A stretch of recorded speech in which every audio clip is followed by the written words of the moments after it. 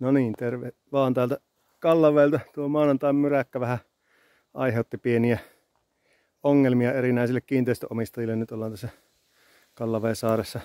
Tuosta raivasin äsken yhden männyn tuosta pois tuosta katolta, mutta nyt sitten kun tässä on tämmönen pieni kanto-ongelma ja siinä on sitten mökki heti vieressä, niin päätin ratkaista tuolla alaslaskulaitteella tämä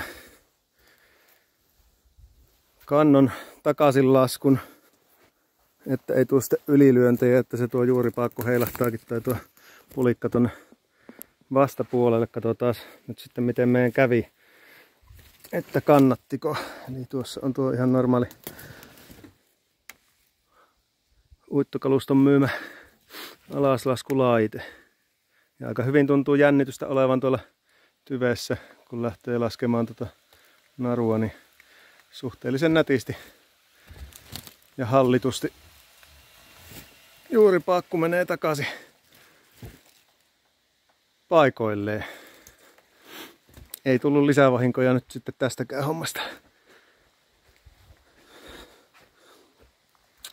Hyvää viikonloppua vaan kaikille.